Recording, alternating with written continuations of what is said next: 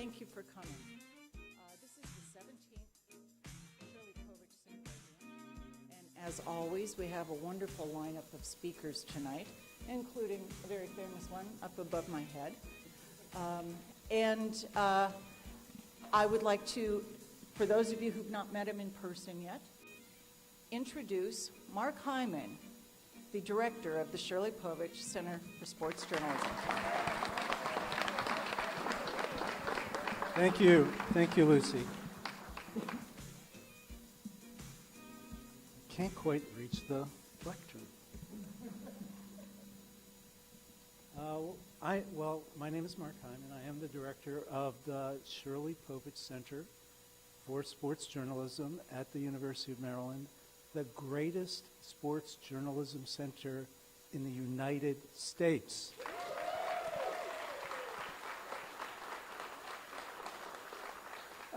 I am a little biased, but I believe that to be true.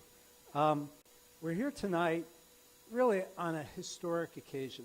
As Lucy said, this is the 17th Povich Center Symposium, and it is the first symposium held in person in 3 years. 3 years. So the last time the symposium was in person, we were all together, the director of the Povich Center was not me. It was George Solomon, who is seated in the front row.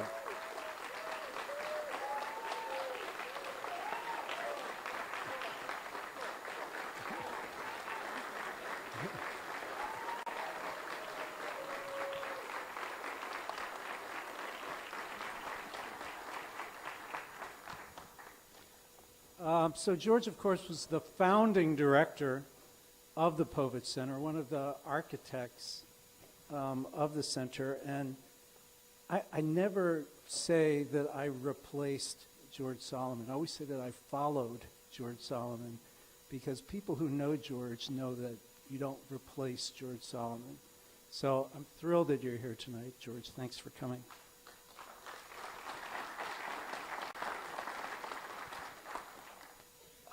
Tonight we're also remembering David Povich, who died in August. And David, of course, was the son of Shirley Povich, and like George, was an architect and founder of the Povich Center. And David, as George well knows, was a great, great supporter of the Povich Center, and he is greatly missed tonight. I know many of us are thinking about him. So tonight's panel is, I think, a very strong one. It's titled Heart of the Story, How Strong Relationships Elevate Sports Reporting. But before we get there, we have a special presentation to make. And let me explain. Each year, the Povich Center presents the Lacey Smith Award to a sports journalist or broadcaster who has made significant contributions to racial and gender equity in sports. And of course, Sam Lacey and Wendell Smith are iconic names in sports journalism. Sam Lacey was the longtime sports columnist for the Baltimore Afro-American, and Wendell Smith was an intrepid reporter and columnist for the Pittsburgh Courier and the Chicago Herald-American, and they both championed the cause of social justice and inclusion in sports throughout the 20th century. Several members of the Povich Center Advisory Board served on this year's Lacey Smith Selection Committee, and they are Monica McNutt of ESPN, Roxana Scott of USA Today, Robert Klemko of the Washington Post, and the chair was David Steele of Law 360. And I'd like to invite Roxana Scott to present this year's Lacey Smith Award to the winner. Roxana.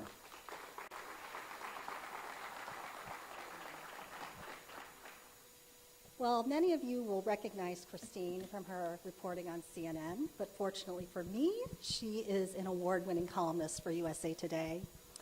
She is also a commentator for ABC News, PBS NewsHour, and National Public Radio. many of you know, she has spent her career writing about issues of racial and gender equality, whether it is the lack of diversity among the membership at Augusta National to equal pay for the U.S. women's national soccer team. She uses her immense platform to tell stories that extend beyond the field of play and help us better understand the world around us. And to us, of course, that is also the mission of the Povich Center. It's my great honor to present this year's Sam Lacey Wendell Smith Award.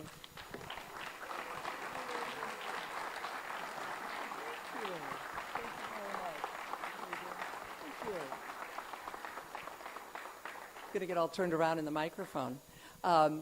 Thank you, Roxana. Thank you, Mark. Thank you, Lucy. Thanks to the Povich Center, the Povich family, and to so many friends and mentors here. By far the biggest and most important in my career, George Solomon. George, thank you for being here. And thank you. As Roxana now has to handle my copy, you once had to work with me on deadline, and I can't thank you enough for your friendship. Yeah, as he said, if you didn't hear it, lots of gray hair. Another editor up there, Dave Smith. Thank you, Dave. We've got a great program, obviously, this evening, and we want to move it along. There's so many people I could thank and so many things I could say. To the students who are watching, what Sam Lacey and Wendell Smith did was brave, it was honorable, it was true, and it was journalism. And in this fast-paced, kind of crazy world we're in, there's nothing more important than the facts, telling the truth, and lighting the way, especially for those underrepresented groups, in the case of sports, people of color and women. I've been honored and very fortunate to be able to have this career and to have the platform, Roxana, and the voice that you've given me, and that I have been able to have all these years. You want to use that for much more than just stories, but also for good. And so thank you so much for this incredible honor, University of Maryland, Merrill College, Povich Center. Thank you, thank you, thank you.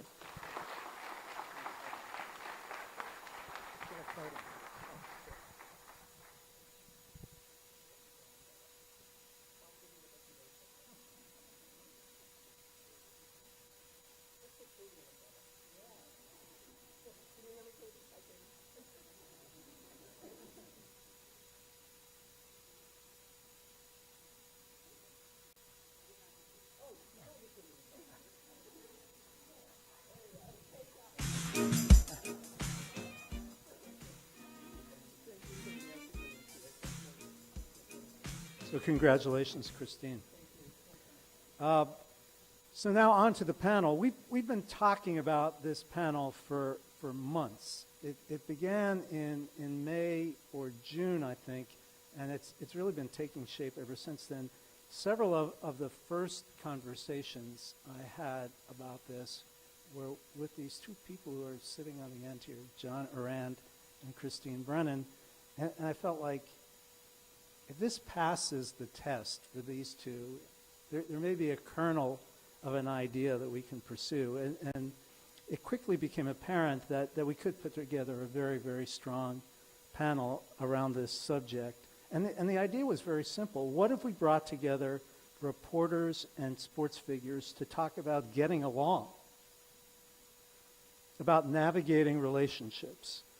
I mean, our thought was it could be a fascinating hour, and it might even be group therapy for someone. So we'll see. So tonight we'll hear from three of the most tenacious, fearless reporters that I know, and I'm proud to call each of them a friend, and three high-profile athletes whom they have covered about this very subject, navigating relationships in sports journalism. So the panel will go 45 or 50 minutes, and then we will entertain audience questions. That's the plan. So I have one final task, and that is to introduce the panel. And let me do that in no particular order. Let's start with Christine Brennan, the most recent winner of the Lacey Smith Award. It's a new bullet point on your resume, Christine.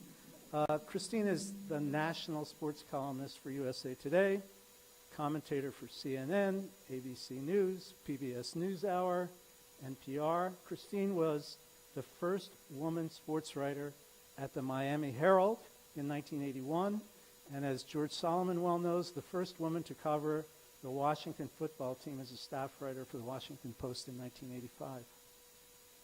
Katie Ledecky.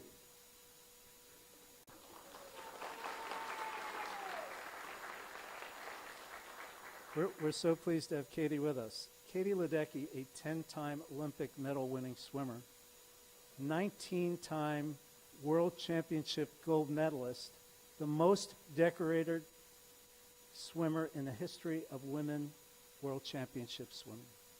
Katie Ledecky.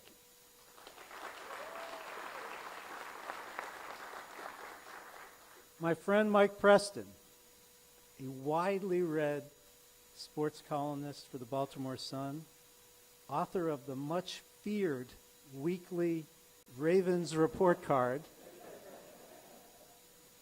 Mike also covers college lacrosse for the Sun, and since starting at the Sun in 1983, has covered University of Maryland football and both the Winter and Summer Olympics.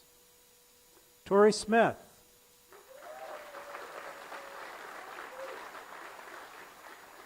Seems to be well known in this building.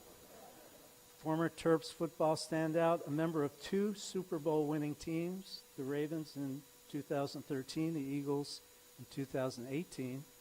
Co-founder, pause for that, co-founder with his wife Janelle of Level 82, a nonprofit that provides academic support and enrichment activities to families in Baltimore City. That's important work. Ken Rosenthal.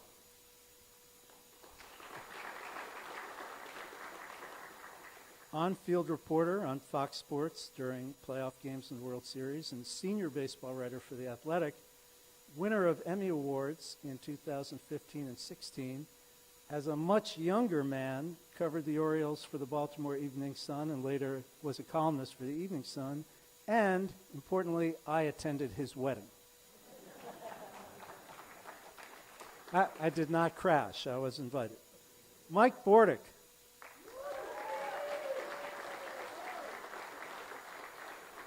Major League shortstop and second baseman for 14 seasons. Played for Oakland, the Orioles, the Mets, Toronto. Mike Bordick set records for the most consecutive errorless games and chances by a shortstop.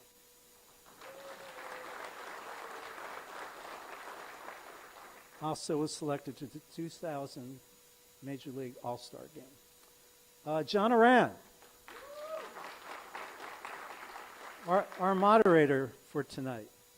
John is, well, first of all, he's a Terp.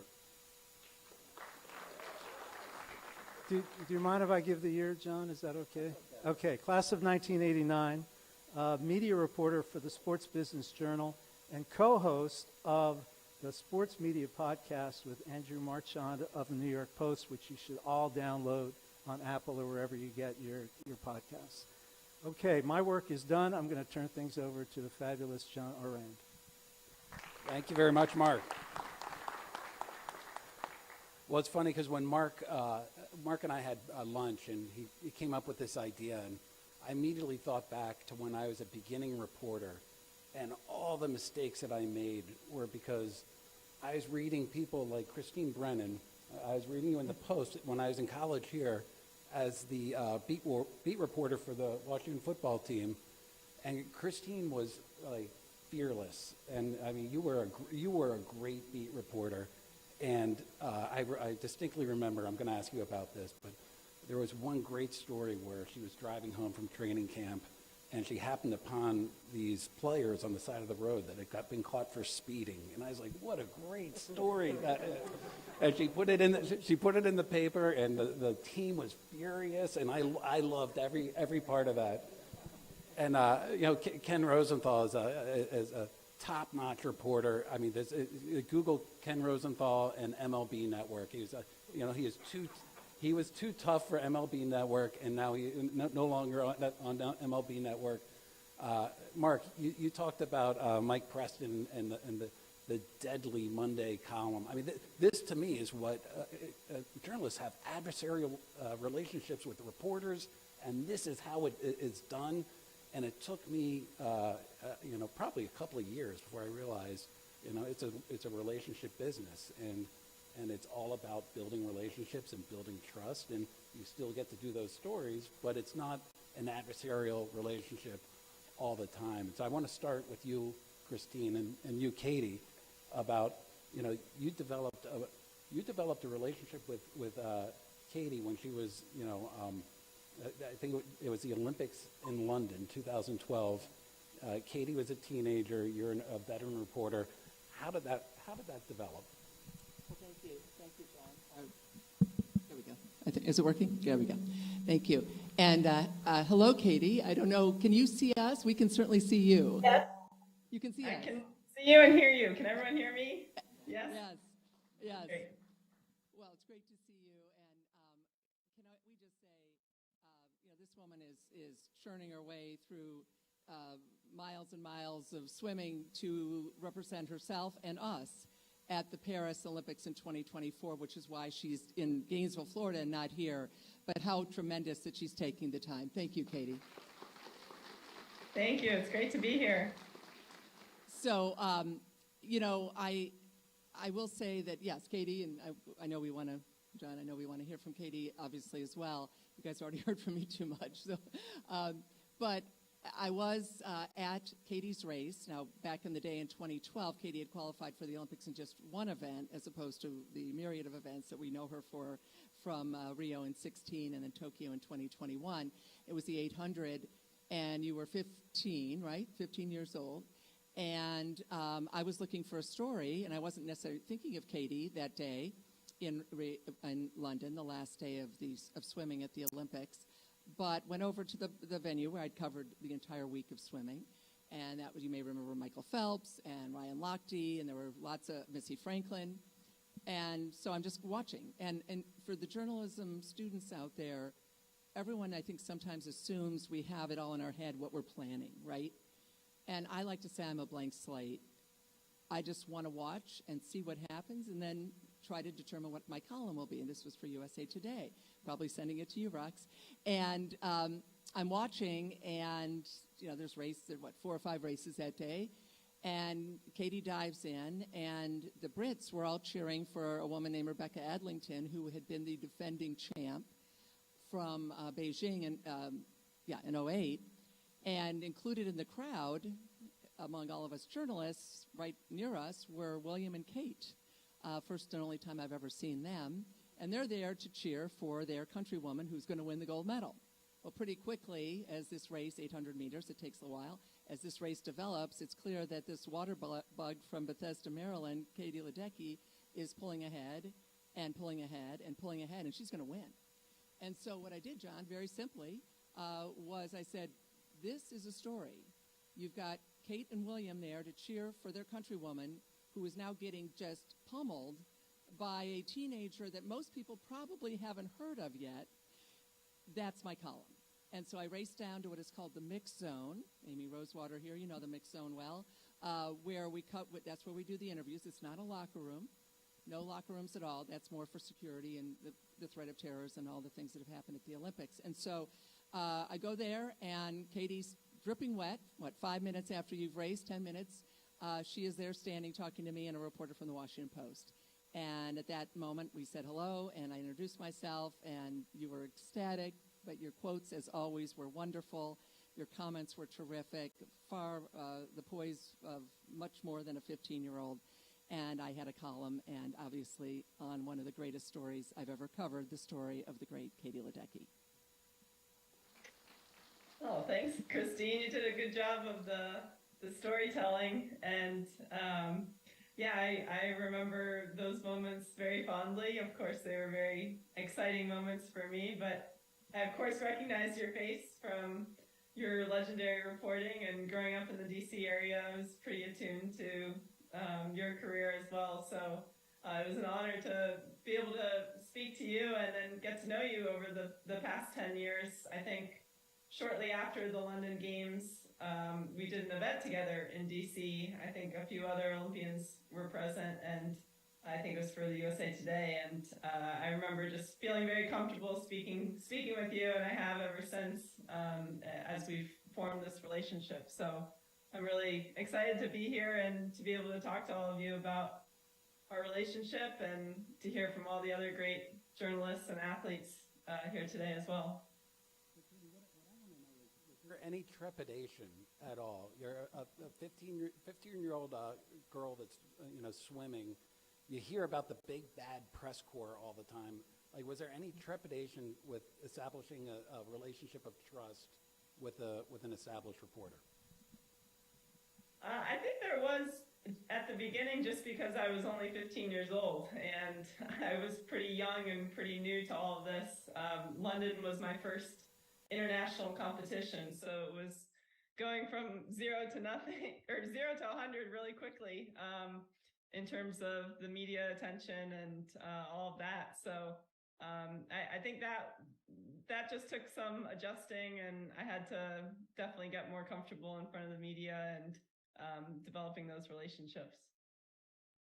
Was there a point where you knew that this was a lasting relationship? Gold medals in one games, that's someone you want to talk to. I think, it's the Olympics is different. I know we're going to hear from the guys here about day-to-day journalism, which I've covered teams every single day. The Olympics is not that. So it's a very different relationship. Also, Katie's representing the country. Most nations, John, the journalists from those nations literally cheer, Rox, you know this, Amy, cheer for the athletes. The United States, we do not do that. But it's truly embarrassing sometimes when the Swedes are going crazy because Sweden just beat Czechoslovakia or the Czech Republic in hockey or whatever. Kind of crazy. We don't do that in the United States. But there's no doubt that the relationship it can be different at times with someone who is representing the country who you see every now and then versus the day-to-day that we're going to hear from these wonderful gentlemen. So I think that's a piece of it. I also will say this, Katie Ledecky is truly one of the great people to represent our nation. And, the old joke is, I guess any of us could be caught robbing banks, but I would say that, it would be very unlikely that it would be someone like Katie Ledecky. And by that I mean, I think Katie, I said this once about Michelle Kwan. Katie, you, and I will write this soon, you lived your life as if a child is watching. Katie Ledecky, one of my favorite anecdotes, drug testing is a huge part of Olympic coverage. Cheating, the Russians, the doping, the East Germans, it's Lance Armstrong, it's awful. And it's omnipresent, and it's still there, as it is in all sports. Katie, how about this for an anecdote? I was writing about you. You are an advocate for clean sport. You go above and beyond. You did testing during the pandemic that involved a video of you with, the test. It was extraordinary what you were doing.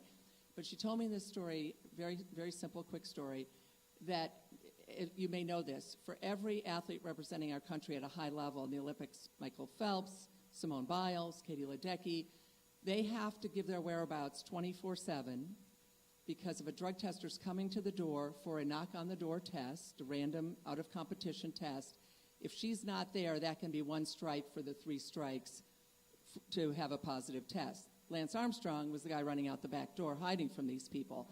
Katie Ledecky goes so far as, this is her apartment at Stanford. Correct me on this, Katie, if I'm wrong, but I think this is the anecdote you told me. You were going to Whole Foods for 30 minutes. You texted USADA to say, for the next 30 minutes, I'll be at Whole Foods on the off chance that those 30 minutes, the tester was going to knock on her door. That is remarkable. And so it's pretty easy to get along with someone who is that smart, that kind, and that aware of her reputation, and also how important it is to be a role model for kids on the issues like drug testing. Here's the thing about relationships is that, especially for beat reporters or beat columnists, they go sideways on occasion. Reporters have to write, what they see in the story, and the people that you're writing about doesn't always appreciate it, certainly not at the time. Mike Preston, of course I'm asking you about this.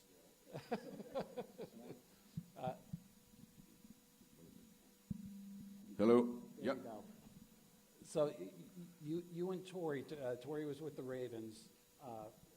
You weren't always effervescent. What's a good word for this? We just had a little disagreement.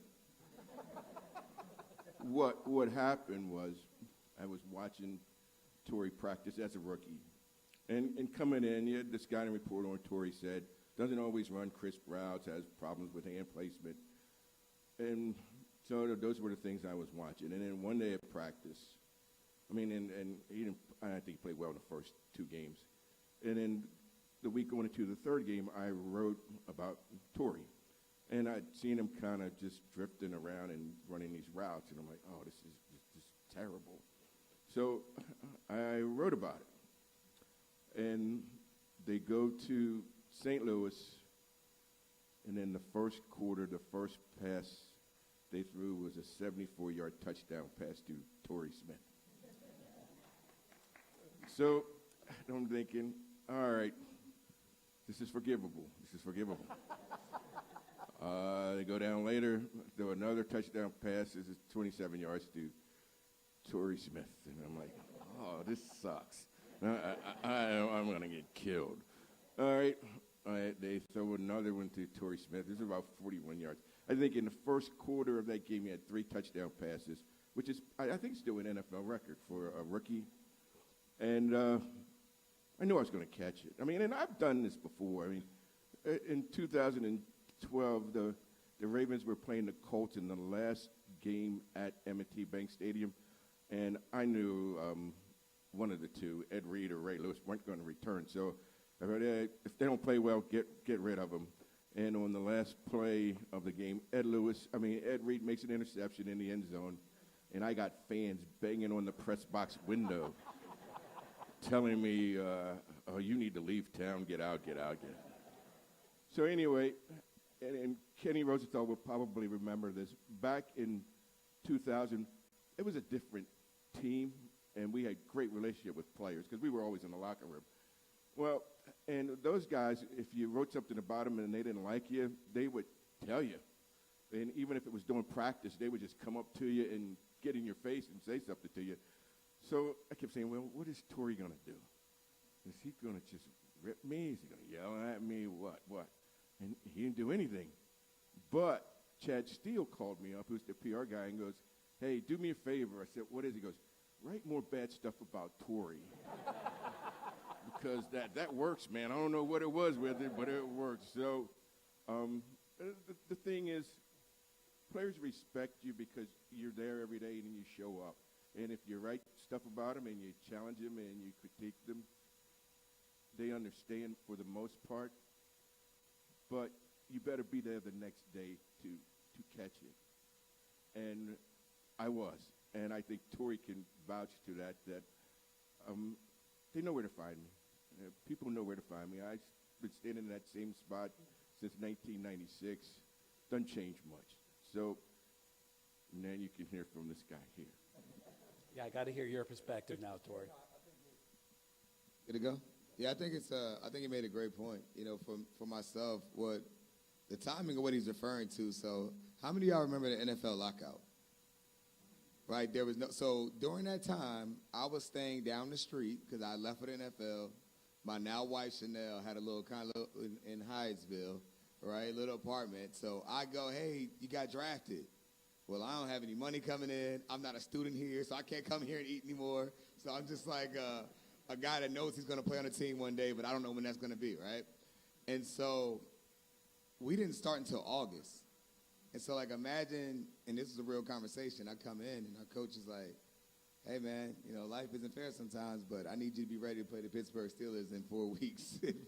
And you don't have time. You got to grow up now. And I struggled. And to Mike's point, I didn't have a great camp. I was very up and down, and my head was spinning. I had no clue what I was doing half the time, right? My confidence wasn't there until the end of camp, right, the end of preseason. And so he had nothing but bad things to write about for the most part, right? Probably 60% bad, right?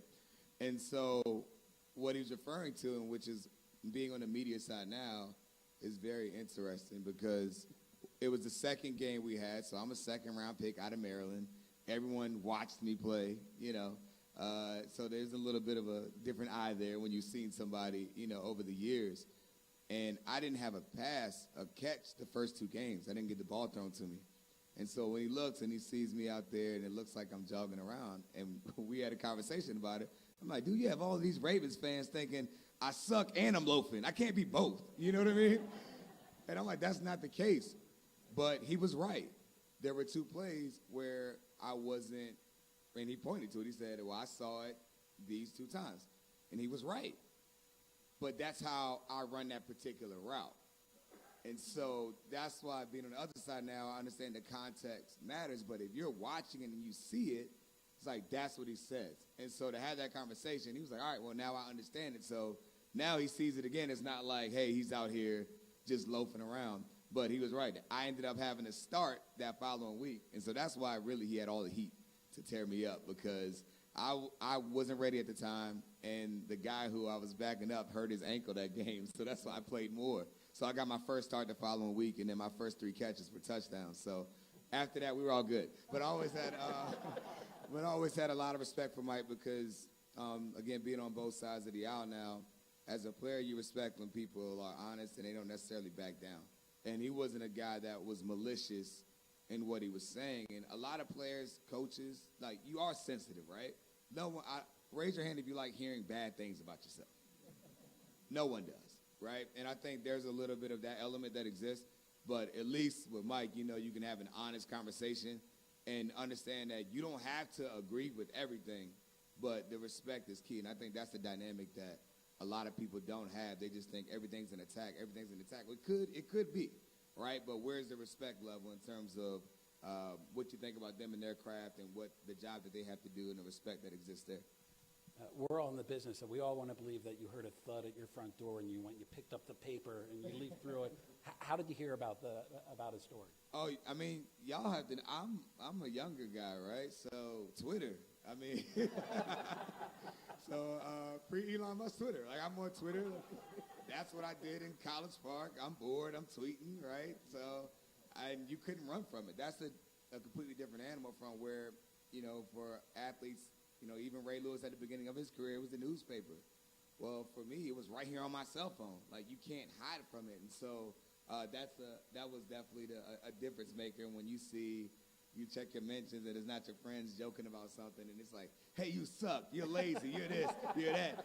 And it's all because of one person's article. I'm like, come on, man. Like, I'm getting lit up over here. But, everything was all right after that. And how long did it take you to meet up and say, like, and sort of clear the air? We talked the next week. Once I saw it, Chad Steele, was the PR guy for the Ravens. He was like, hey, man, Mike's a good guy.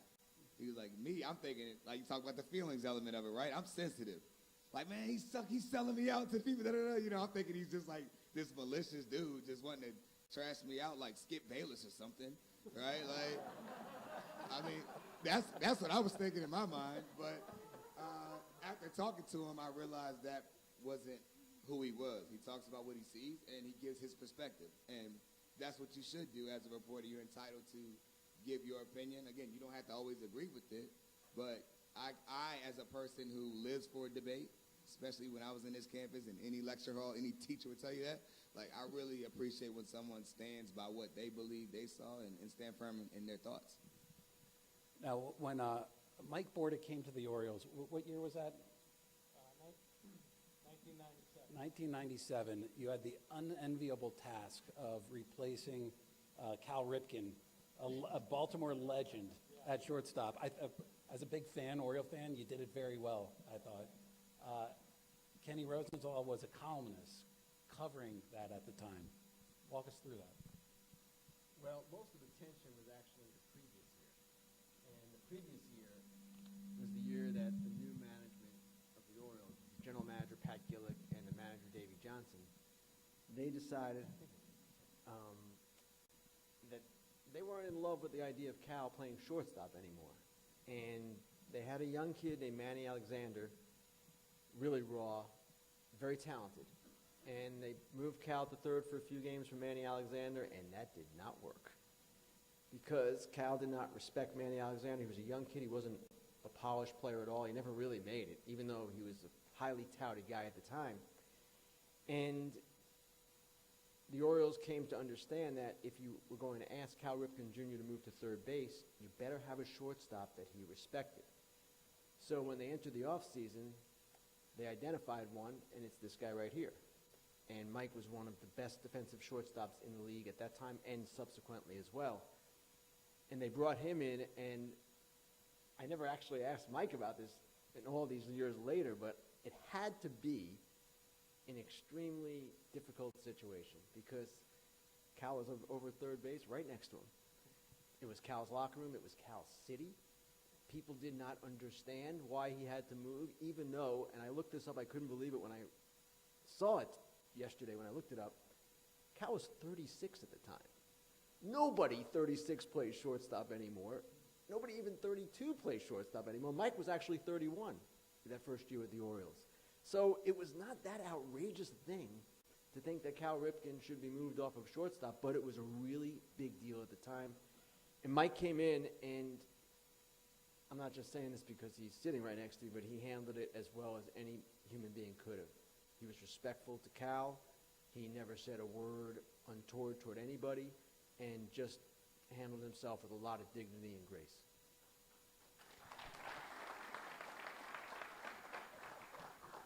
Did you write that at the time in your columns? Actually, I don't know. I was on Mike's side here, as I remember. Now, maybe Mike remembers it differently. No, that was a pretty stupid move by me, actually, trying to replace Cal Ripken. I was sold, obviously, the opportunity to come to Baltimore by Pat Gillick. He pushed that Hall of Fame general manager for the Baltimore Orioles, but it certainly wasn't as easy as I thought. The team was great. Cal was awesome. The reporters were awesome. I had just come from really a light media market from the Oakland A's, so I didn't have a lot of pressure, even in Baltimore. Ken was the toughest, and he was even kind of a lightweight back then. There wasn't a lot of scrutiny on the Orioles. There really wasn't, and maybe Cal had something to do with that. But coming in there, I didn't take a lot of heat. Most of the pressure came from myself, trying to perform, and it took me a while, I guess about a month and a half actually, to settle in the Baltimore community, because spring training went really well. Lighthearted media questions. Yeah, I'm going about my business the right way. I follow Cal's example. He helps me with the pitchers. He helps me with positioning. Gets me to know his new team, this and that. We played catch every day when Cal and I were teammates. So, I'm not going to say he embraced this move, but he made me feel comfortable trying to fit in at shortstop, because I think he understood the importance that there had to be some sort of continuity there if we were going to make it to the World Series. And in 96, they went to the postseason. In 97, we were arguably the best team in baseball. Why we didn't keep going back to the postseason, there are a couple things. I think, Davey Johnson left, Pat Gillick left after the 97 season, but like I said, the media didn't put a lot of pressure on me coming to Baltimore. It was me initially that put my own pressure on, trying to live up, I think, to a lot of the expectations that Cal had at shortstop. And unfortunately, when you start off in a bad way, you hear everything. And I heard every fan, I heard every boo, I heard every Cal would have had that. You suck. Go back to Oakland. I mean, one day we had a Camden Yards baseball giveaway, and I knew somebody threw one from the third deck. It landed right at my feet in the batter's box. I was like, man, oh man, this ain't going to be easy. And it took about a month and a half really to kind of relax a little bit and kind of get back into my own skin and just play the game that I've been playing for so long. And then next thing I know, Baltimore was just what I always thought it was. When I played as a visitor from Oakland, one of the best baseball towns in the country. Camden Yards was selling out every night. They loved the Orioles. We were rock stars, and I started to play a little bit better, and I enjoyed every minute at Camden Yards. and being a Baltimore Oriole.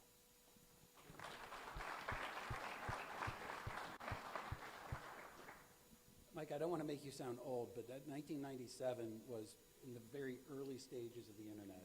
Twitter was like more than a decade away, Tori, from launching.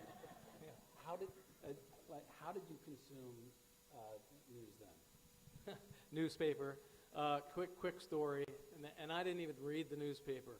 And this is a great example of why I didn't. And I think the beauty of the baseball lifestyle, you play 162 games, you play every day. You cannot get caught up in what you hear, what you read. You just got to go about your business. And that is really the life of a baseball player and the life of a baseball beat writer as well. That's what they do. That's their job. And I think most players understood that and respected it. When I first came to Baltimore, there was a press conference, flew down from Maine, stopped at Pittsburgh, had a layover with my wife, and there's the Washington Post sitting on a chair, and it's my picture on the front. And I said, honey, look at this, baby. Washington Post. Well, it was Tom Boswell. He wrote an article that just buried me. Absolutely buried me. This no-frills guy from Oakland's coming over to replace Cal Ripken. No way does he deserve this opportunity. And I'm not kidding you. I read that article. I put the paper down. I got on the horn with my agent. I said, this ain't happening. I am not coming to Baltimore. They do not want me. And he, in turn, got a hold of John Maroon, the PR guy for the Orioles at the time, and he called me. I was a mess, man. I was all in my head. And he kind of talked me off the roof and said, come on down. I mean, they want you to come here. This got to happen. And did the press conference. Like I said, about a month and a half it took for me to kind of get outside that and just play like a regular baseball player. Ken, I hear all the time Baltimore is sort of a soft media market.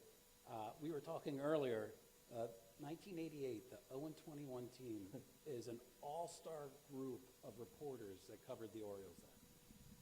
Well, I was a kid, and I was 26 at the time. Tim Kirkchin was the beat writer for the Morning Sun. We had an Evening Sun back then. I was at the Evening Sun. Tim was amazing. Richard Justice was at the Washington Post. Richard, amazing. And I don't remember being too happy in those years because those guys crushed me. They taught me every day by beating me and hammering me. And I'll tell one story about Tim. People know him now mostly from his television work. And Tim's the nicest guy in the world. Everybody loves him. Tim on the beat was incredibly competitive. Like, you cannot believe how competitive. And in my second year, there was one story I actually broke. One.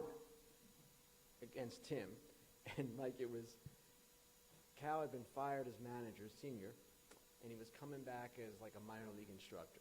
That's what the story was. Not really that big a story. The next day, Tim had a better story, that Cal was going to be a major league coach the next year, and he had 3 other stories. And the implicit message was, to me, don't ever do that again. And it was really difficult. And Richard was just as good, and Richard did things, too, that were just as humbling. But those guys were incredible, and it was incredible to learn from them. I want to bring Katie in on this, and I have a question for the athletes on the panel here. We're all trying to get inside. We're all trying to get the stories. What doesn't work? Like, what do reporters do, Katie, that really bug you?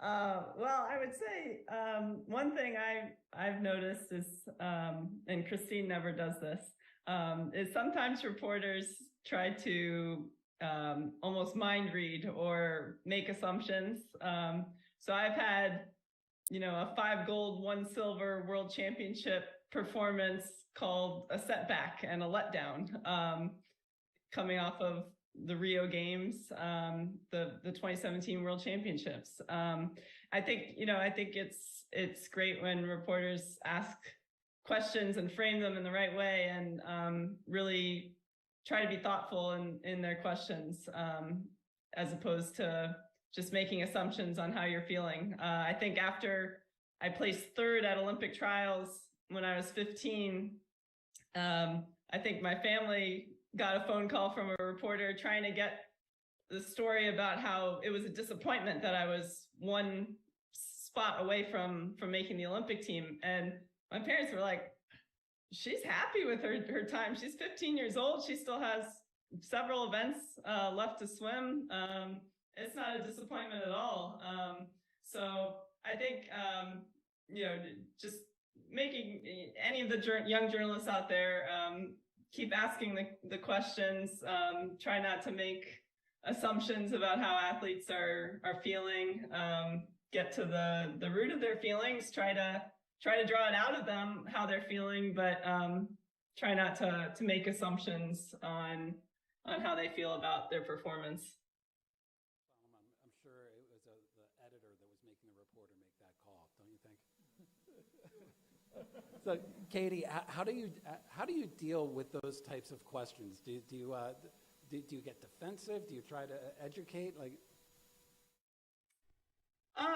Yeah, I mean, I think that's the thing. I think sometimes the angle they're trying to get, you don't always see. So, I don't know where a letdown or a setback came from in a 5 gold, 1 silver performance.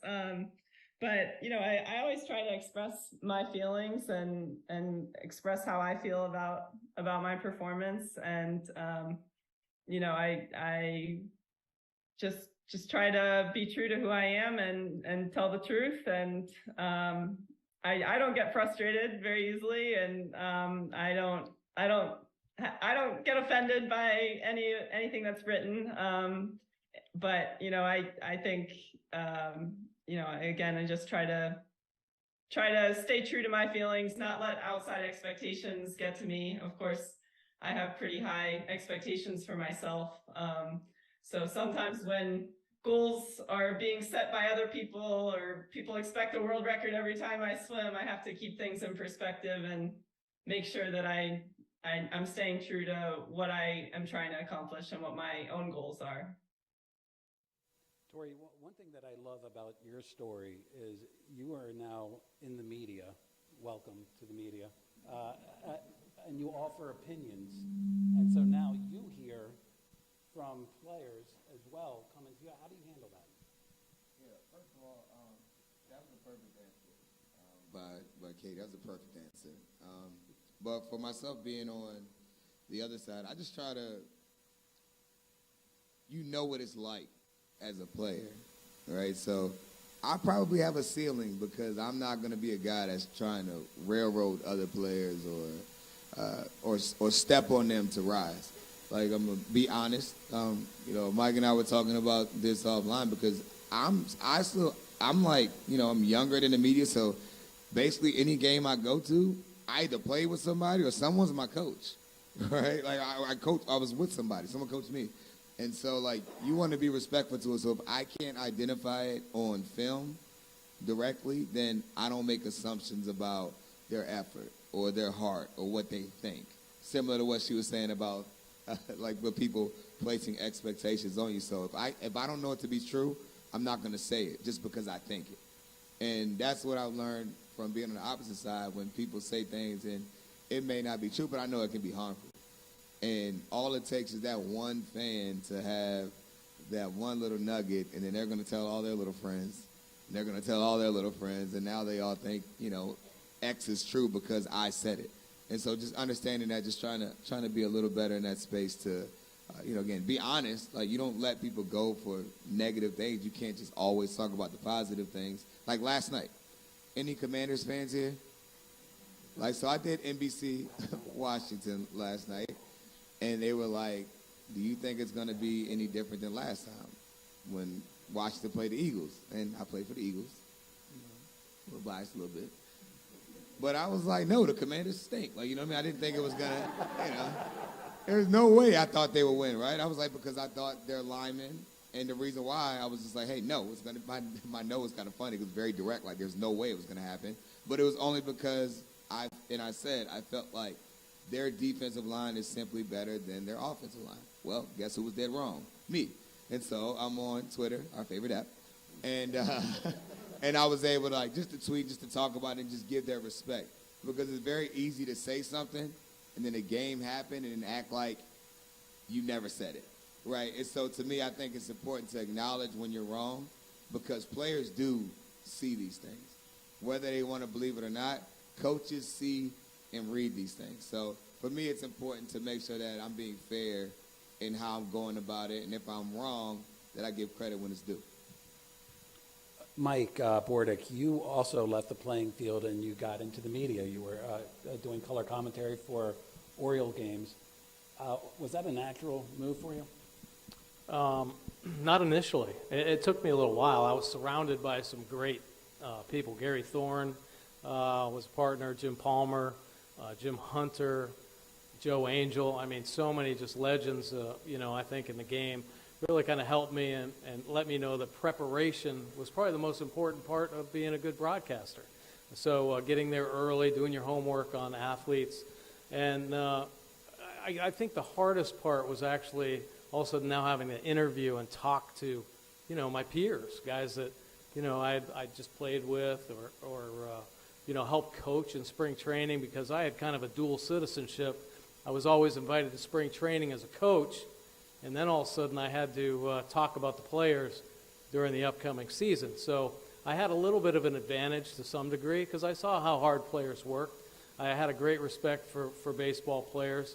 So I think when you understand what they go through, you give them a little love, you talk about how hard they were working in early batting practice, on going the other way, and boom, all of a sudden there's a base hit. So you give them some props there. You talk about how hard they worked in spring training. There were some players, though, that I ended up having some hard times with. And Chris Davis ended up being one of them. A guy that had hit 50 home runs one year. And then all of a sudden, just after he got his big contract, the work ethic just started to diminish. And I think everybody knows in sport that you can't just all of a sudden rest on your laurels. You actually have to work harder every year in order to maintain some sort of, greatness to play at the highest level. I don't care what sport it is. And baseball, it goes that way as well. Well, the game caught up to Davis, and it ended up eating him up. And he had some of the toughest years I've ever seen a baseball player go through. And, I had to be critical of him. And it was really hard. And I was only hoping, and he never confronted me. And maybe because he kind of understood that maybe he didn't work hard enough to try to stay on his game. Never did go out for early batting practice to try to get his batting average going. So that was a hard thing, though, to actually go and be around him, be on the same team playing, things like that. But aside from Chris Davis, I had the utmost respect for the players, what they went through, the grind it is on an everyday basis to kind of get yourself up and play at a high level every day. So as a broadcaster, I would bring more of a coaching kind of attitude to it, not of a critical kind of thing. If somebody did something wrong, I would try to point out in more of a coaching way. Well, he didn't get his, line his back foot up on the backhand, so he couldn't get his eyes behind it. Something as simple as that, just to make it sound a little bit better instead of, oh, that was a terrible play. He should have made that play. Just kind of coach it up instead of being so critical directly on the player. Chris Davis, of course, set a major league record. Was it 58 straight at-bats without a hit? Is that the record?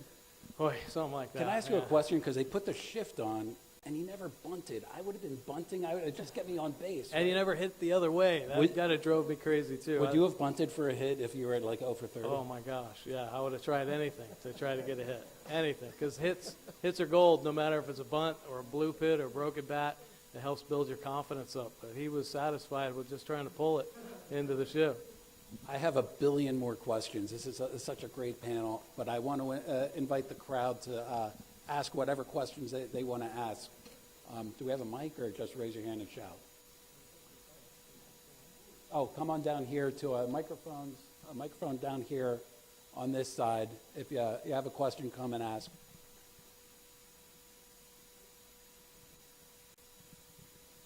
And please, when you ask a question, say your name and where you're from would be helpful. Hi, everybody. My name is Langston Frazier. I'm a second-year grad student here at Merrill. Thanks, everybody, for being here. Had a question that Mr. Smith talked about, kind of the relationship between you being a former athlete and being able to work with some of the athletes that are still currently playing? How do you distinguish that relationship between being an athlete and judging them on a kind of professional side, the sports side, on kind of the standards of sports, but also still being their friend as well? Yeah, I think for me, like I said, it's just about being honest, when it comes to the family. Like I got in trouble one time by one of my coaches by something that I said. He was offended by it, but it was something that I could back up on film, so I was okay with that. And he ended up being okay with it too. But like I said, these are humans. These are people that put in hours and hours. Like, we're here right now. The guys that we're talking about, the coaches, they're in the office right now, right? They're working. They're putting in time. So I understand why they're a little sensitive, but I still was right by what I said. So, I try to be honest in that in terms of the respect level. But for the players, they know what it's like. The only thing that makes it tough, again, is if you feel like a player is constantly out, like, kind of being negative. Like, a perfect example is someone who's a star, and I think they're doing an amazing job, is RG3, right? RG3 is doing an amazing job. But RG3 also, and I love him to death, but he also, like, takes the time to kind of step on people a little bit when they're down right now on social media. It's more in a joking way, but, like, bro, we all witnessed what happened here, right, with the Washington media, right? So, like, part of it is, like, trying to understand and just be fair in that way. So for me, it's like kind of like how I live. As long as respect is there, I think everything kind of flows. Great, thank you. Thanks.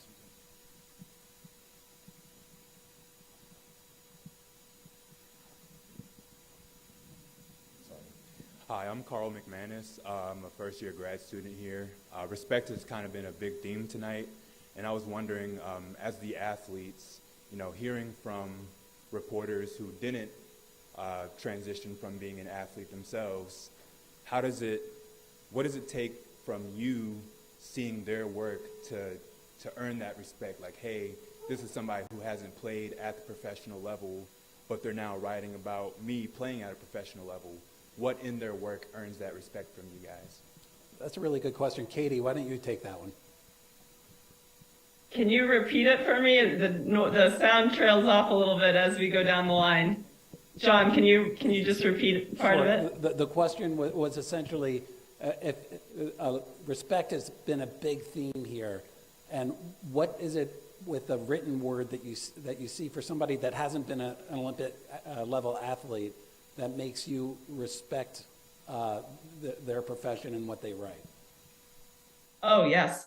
Well, I have tremendous respect for journalists. My brother was actually a sports writer through college at Harvard. Christine has been a great mentor for him.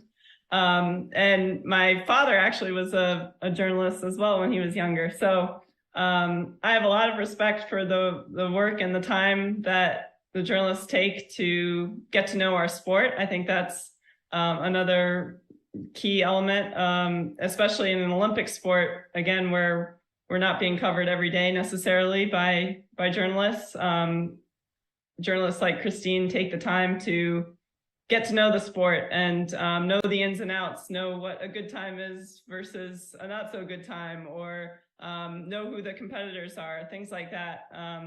And then, one thing that I really respect with Christine, and, she's won many honors, including tonight, for these kinds of things, but she uplifts women. She is very transparent, and I think those are two really important things in sports, and things that I really appreciate about Christine.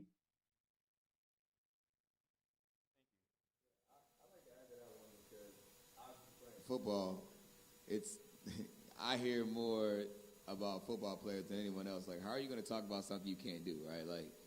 Like me, if I didn't play, or my younger brother who doesn't play ball, he's tiny, he's about 5'6", and he wants to talk to someone about how they should block. It'd be like, dude, come on now. Right? And I think you see that, I think that's more ego than anything else.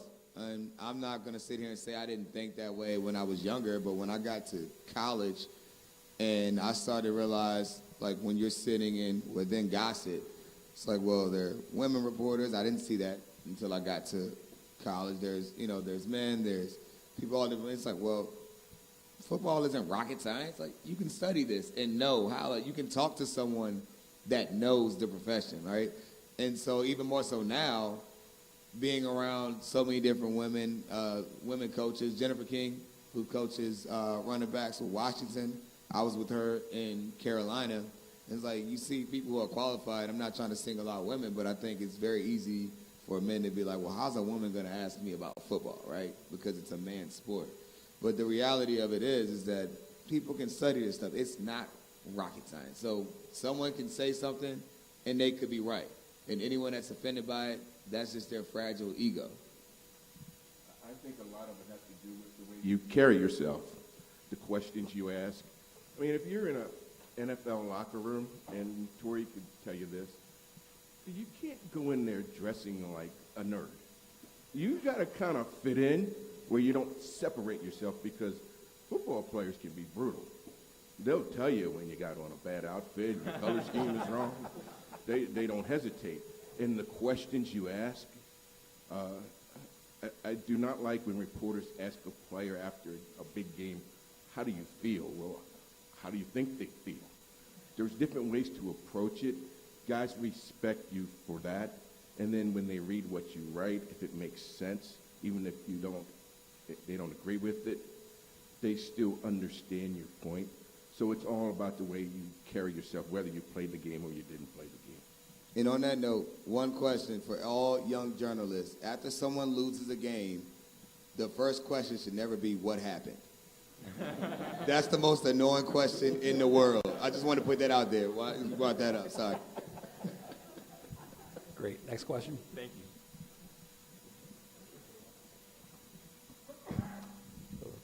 Hi, my name is Dylan Manfrey. I'm a first-year master's student. Katie talked about how reporters communicate an angle sometimes, or that they didn't sometimes. I'm curious for the athletes on the panel, and Katie too, if a reporter does communicate the angle of their story and what they're looking to go for, does that help you guys as an athlete, I guess, warm up to the reporter and feel more comfortable giving a more in-depth answer? Yeah, I'll take that. Yeah, absolutely it does. If there's an opportunity for a reporter to kind of set the stage, if you will, I think it helps the interview go a lot better. It may even help with a player opening up a little bit more instead of being on the spot right in front of the locker and trying to dig some personal stuff out of a player.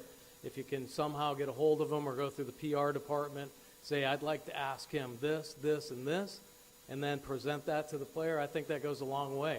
Does it happen very often? Not really. It really doesn't. But if there might be a feature over the weekend, then that would be a great time to submit a few questions and help prepare the athlete for what's to come. We have a lot of great reporters up here. On that note, I know for me, one thing that if someone's honest about because I've been on teams where we've had to deal with protesting issues, domestic violence, like major, like national news stories that were in the NFL, I was in those locker rooms. Like, when people are honest about what they want, like, that's one thing. But if it seems like they're manipulative or, hey, off the record, it's like, come on, man. Like, I'm not going to talk to you about it. So I think the more honest you are, the more upfront you are, and it doesn't feel like you're just poking at them and pressing at them, I think you'll get a better response. I think most teams these days, because they want to control the message in the story, you basically, I know with the Ravens, you have to tell them what your angle is, what you're trying to get. And it's okay if you want to tell it to them and then you go someplace else. That's the way you get around that, but do it anyway because that's their job. They want to protect their players. I understand it. I don't agree with it, but I understand the point. Thank you. I go back to something Christine said earlier. When she talked about seeing Katie race as a 15-year-old against that English swimmer, Christine said she was a blank slate. Often we are blank slates. I don't have my angle when I'm talking to a guy. Mm-hmm. Cal Ripken used to ask me all the time, what's your angle? No. You don't need to know my angle just yet. I need to ask some questions, and then I'll figure out the angle. That's my job. So Mike's right. Teams now, less so perhaps in baseball than the NFL, but They want to know everything you're up to. And they want to know in advance so they can do damage control. And sorry, that's not what we're about. To follow up with the Olympic side of my reporting, which has been extensive since back in LA in '84. And Katie, I'd love to include you on this too. I think there are moments that if there's a press conference, I'm picturing Katie at the Olympic trials just going for Tokyo, which of course was postponed for a year, where I know I asked you, and I forget who you were with up there, I think was it Simone maybe, where you were getting very logical questions, preparation, goals for Tokyo, but of course COVID was a huge piece of the conversation. Katie was masked, we're all masked all the time, one positive test, and there you go. Whether you're a journalist, that would be terrible, but if you're an athlete, and it did happen, there goes your Olympic moment. I mean, this was serious stuff. And Katie, I asked, had you been vaccinated? Which I figured I knew the answer. So when a journalist, you're getting all kinds of questions from journalists you haven't seen, in many cases, for some of us, 5 years. I mean, you and I had seen each other, but in general, it's been from Rio to Tokyo, and you're getting stuff fired at you left and right, including very serious personal questions, like, are you vaccinated? How do you react to that? What do you make of that? Well, luckily I had the easy answer of yes, I was vaccinated. If my answer was something different, it probably would have been a harder line of questioning coming after that. But no, I think COVID made things very interesting in Tokyo and in the months leading up to Tokyo. I think journalism changed during that time. Our relationships with the journalists changed. We were doing Zoom interviews at many of our preparation meets leading up to Olympic trials. So it was nice whenever we did get to see the reporters. And I think Olympic trials was probably that first opportunity to really get into some of those questions. So of course, a lot of those were expected. And I think as an athlete, you always go into an interview kind of knowing what to expect or knowing what possible questions you might get asked, which I think it's important to kind of have an awareness of those kinds of things. But yeah, COVID made things very interesting. I know Christine and I were talking the other day of how, in the mixed zone in Tokyo, we were spaced out and the reporters were all masked. I think they had to give their recording devices, they had to put it on a little tray, which somebody then brought closer to the athletes. So it was really just one person that was close to the athletes. But yeah, I had a lot of respect for the journalists for coming out to Tokyo and following all the same protocols that we had to follow. So of course, any question that we got asked about COVID, I took very seriously because I knew that not only were the athletes taking it seriously, but the journalists and the officials and the volunteers, they all had to take it very seriously as well. Next question, please. Thank you. Hey, I'm Josh Banner. I'm a junior.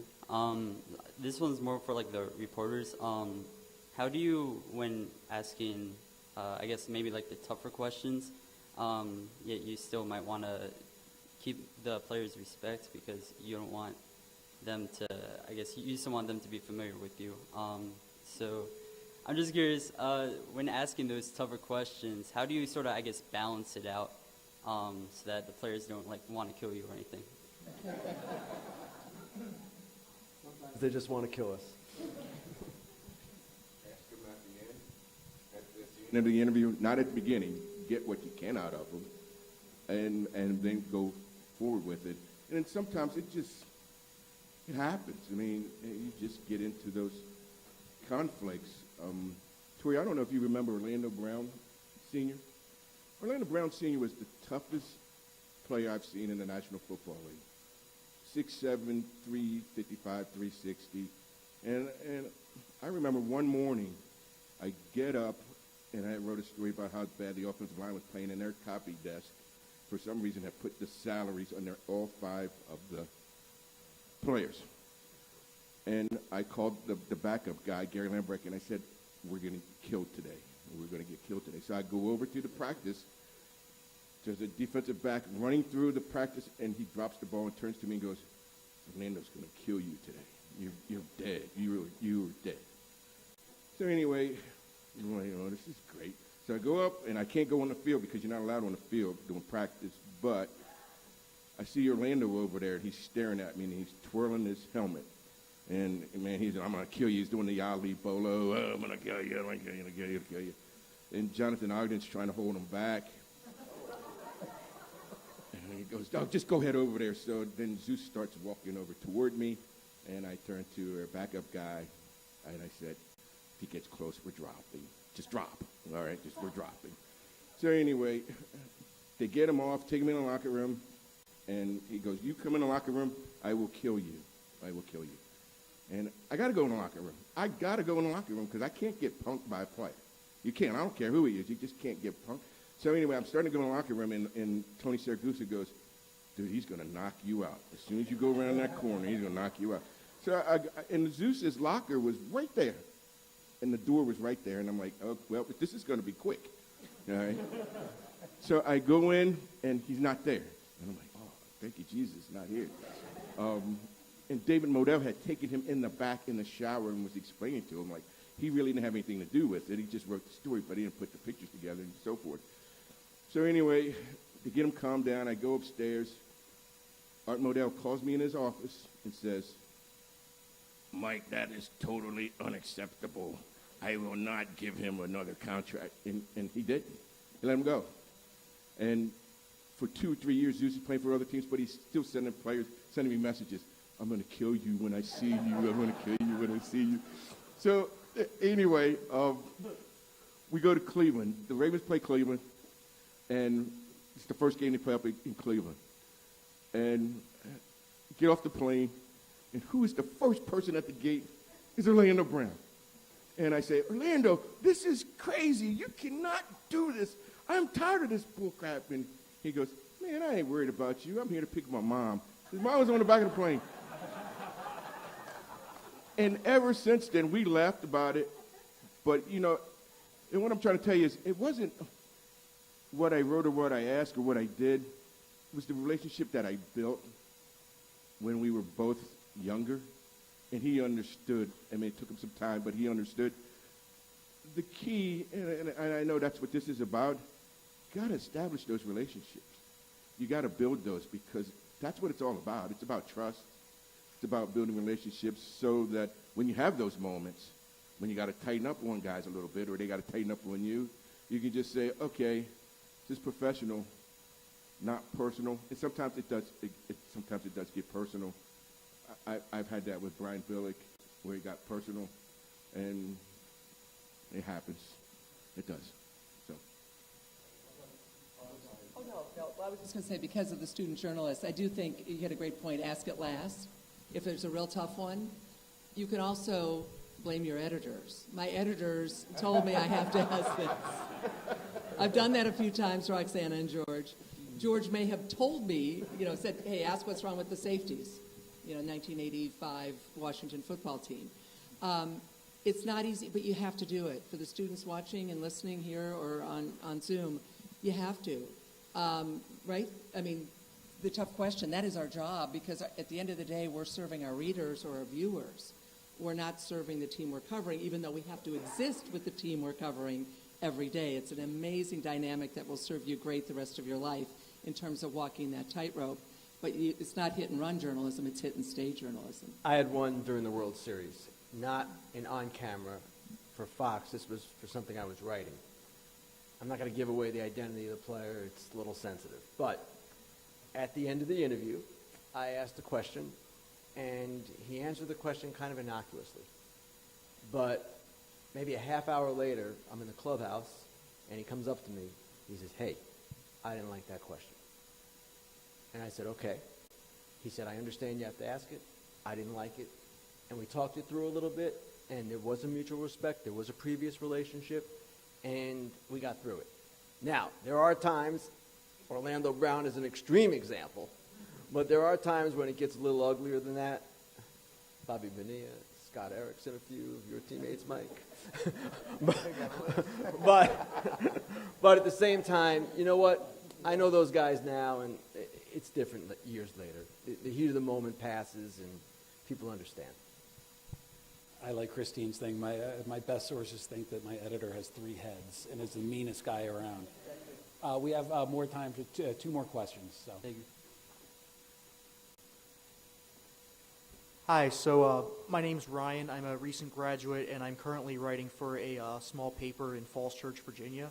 I just kind of have a general question about, for someone like me who doesn't have too much of a background being around sports or too many connections, just kind of what kind of advice would you have for somebody really trying to get a foot in the door, trying to build that network? Well, just hard work. I mean, I'm going to sound like your parents or your grandparents, Yeah. but I'm going to guess the journalists up here, actually, John, you can chime in too, are going to tell you kind of the same thing. The secret to success is that there's absolutely no secret to success. If you're willing to work harder than anybody else, you're going to break a story or two. You're going to get noticed. I assume you're covering a lot of high schools, right? High school stories. George, you started in high schools, I think, didn't you? Yes, you did. I think a lot of journalists did. I actually didn't, because Miami Herald had never had a woman sports writer before, so I was a minority for the first and only time in my life, so they put me right on the college beat. But most did. And so just work hard. If you have a day off, but there's something happening, jump in.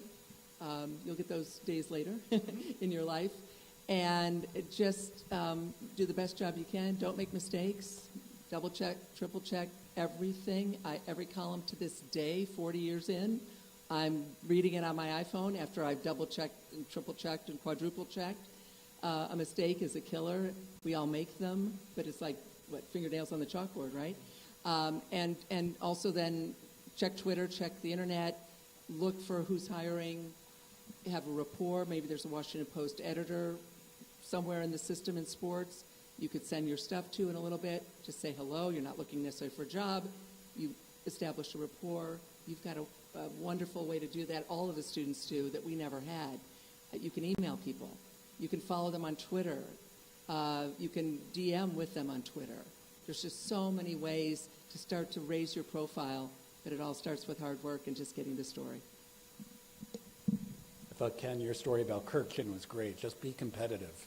Like, if you're covering high school, be the best guy covering high school, because there's somebody else covering that high school as well.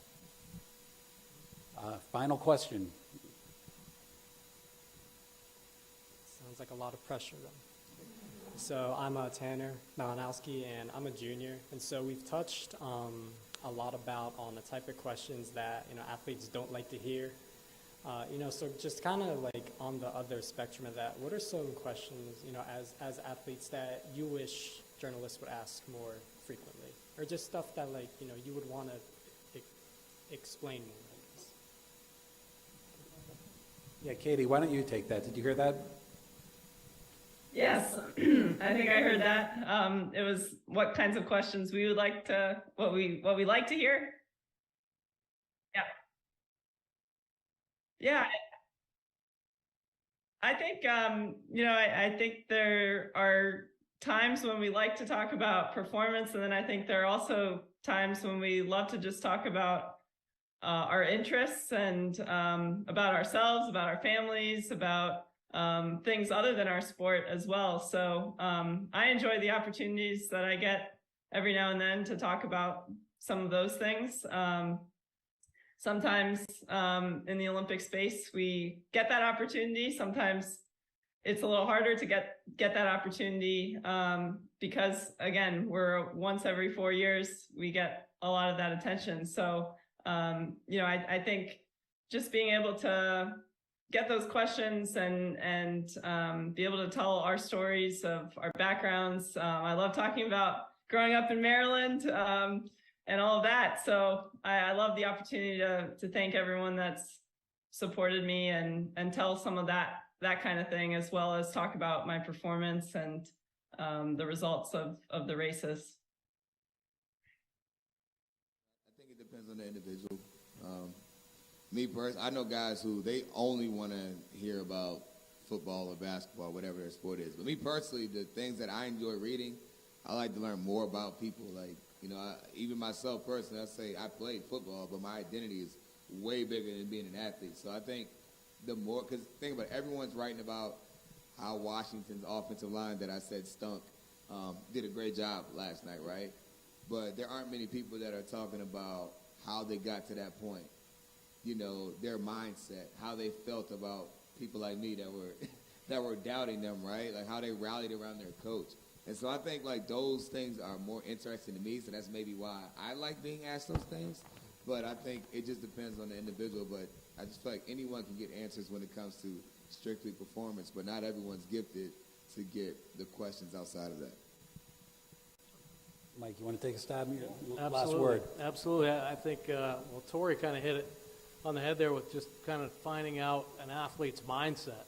I think when it comes down to playing the game, and I always was interested in trying to get behind the scenes. So if like Torrey Smith's got great hands, well, how did you get great hands? What happened when you were a kid? Did you have like fly paper stuck to your hands or something like that? I mean, how did that happen? Or how did a great baseball player learn his swing? How did Bryce Harper learn to get that home run swing? What was the process and the steps it took, and did you have setbacks along the way? And I think that's where young athletes, young, readers even like to hear that. Wow, they did go through some some ups and downs, hit a wall every now and then, but overcame, and just kind of leading by example, I think in that way really helps everybody understand a little bit more about the athlete as well. Thank you. That was a pretty amazing panel. Thank you.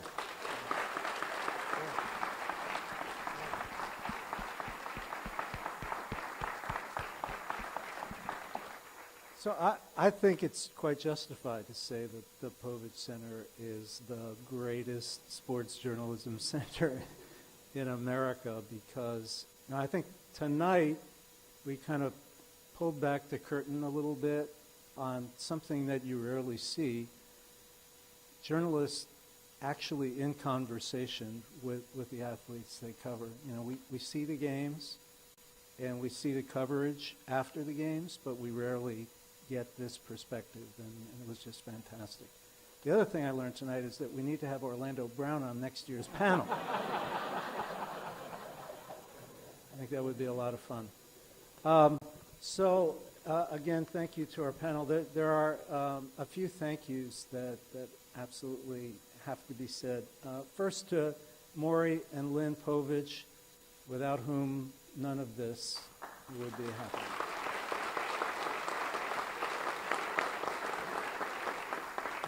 Close behind to Dean Lucy Douglas, my boss, who is remarkably supportive of everything we do at the Povich Center, and that's greatly appreciated. Caitlin Wilson, the Assistant Director of the Povich Center.